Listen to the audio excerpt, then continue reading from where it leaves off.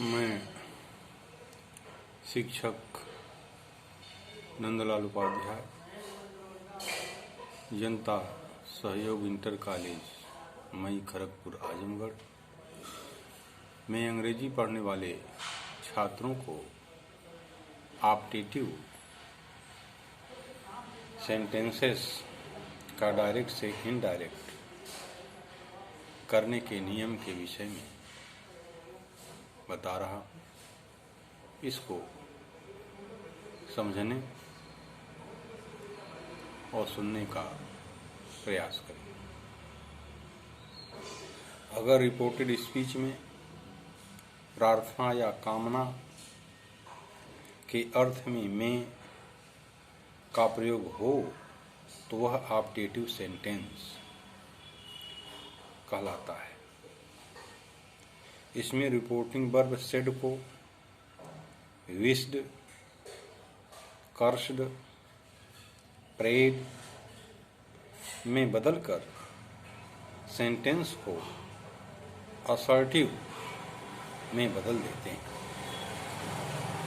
Connective words that लगाते हैं तथा इंटरजेक्शन के चिन्ह को हटा देते हैं। जैसे he said to me may you live long, indirect he wished that I might live long.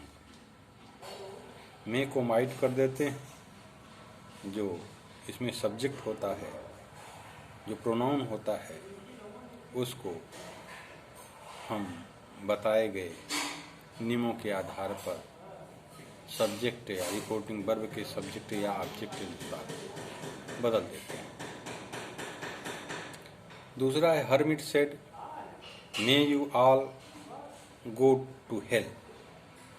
The hermit, इसमें may you all go to hell यानी श्राप दे रहा है साधु। तो यहाँ सेड को कर्स में बदल दिया जाएगा। The hermit curse that they all might go to hell. शुभकामना व्यक्त करने के लिए विश तथा शाप के लिए कर्स का प्रयोग होता है। प्रेड का प्रयोग ईश्वर से प्रार्थना करने के लिए किया जाता है। He said to me, may God help you. He prayed that God might help me. इसमें ईश्वर से प्रार्थना की गई है। यहाँ प्रार्थना किया जाएगा, वहाँ प्रेड। यदि रिपोर्टेड स्पीच में गुड बाई या गुड नाइट का प्रयोग होता है तो सेड के स्थान पर बेड का प्रयोग करते हैं तथा गुड मॉर्निंग का प्रयोग हो तो सेड के स्थान पर विश्ड लिखते हैं। जैसे Anand said good night Krishna, we will meet again tomorrow.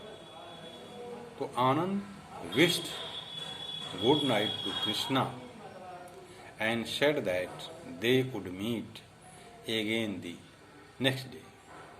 अथवा आनंद bade good night to Krishna and said that they would meet again the next day.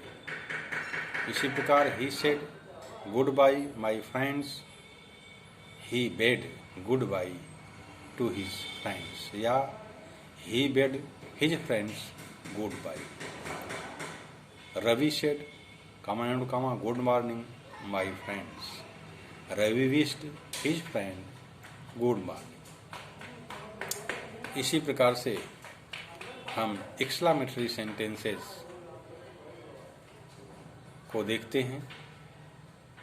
ऐसे एक्सक्लेमेटरी वाक्यों में प्रसन्नता, जॉय, शोक, सारो या आश्चर्य, सरप्राइज आदि प्रकट किया जाता है। इंटरजेक्शन विस्मयादि बोधक को समाप्त कर देते हैं, क्योंकि इनके भाव तो रिपोर्टिंग वर्ब से स्पष्ट हो जाते हैं। इंटरजेक्शन जैसे हुरा, हरा से जॉय, एलास से सारो, व्हाट ए तथा हाउ से सरप्राइज तथा ब्रेवो से अप्रूवल प्रकट होता है। इन्वर्टेड कामा को दैट के में बदल देते हैं।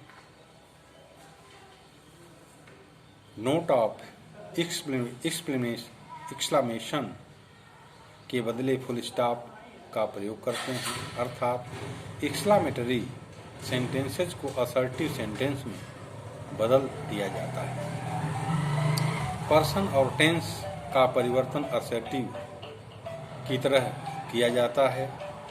रिपोर्टिंग वर्ब सेड के स्थान पर रिपोर्टेड स्पीच के आशय के अनुसार हम परिवर्तन करते हैं।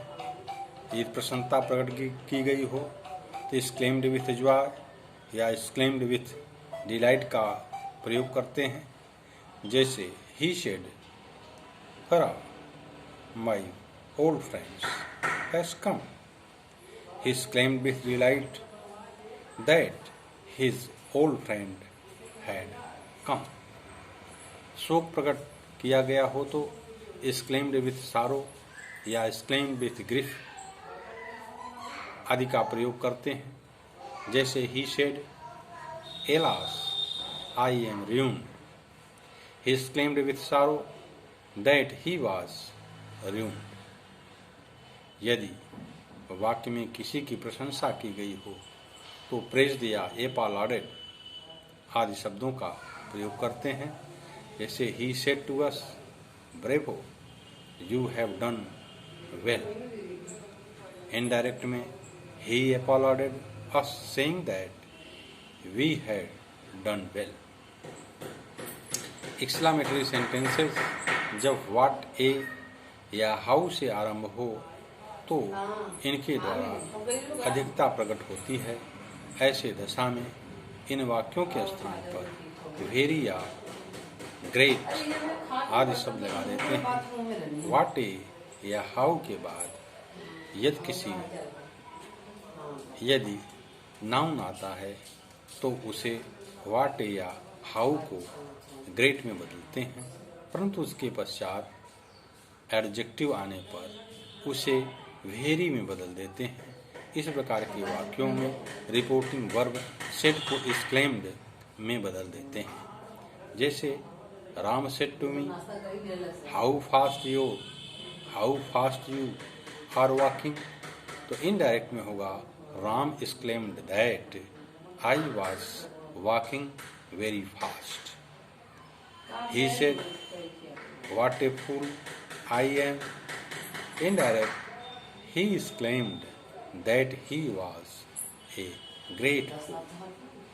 यदि वाक्य में गुड हेवेंस का प्रयोग हो तो रिपोर्टिंग वर्ब को exclaimed with regret और सरप्राइज में बदल देते हैं। Good heavens, I have dropped my key somewhere, he said. So he exclaimed with regret that he had dropped his key somewhere. इस प्रकार हम ऑप्टेटिव और एक्सक्लामेटरी सेंटेंसों को डायरेक्ट से इनडायरेक्ट में बदलते हैं। आज यहीं तक शेष कल बताया जाएगा। Thank you.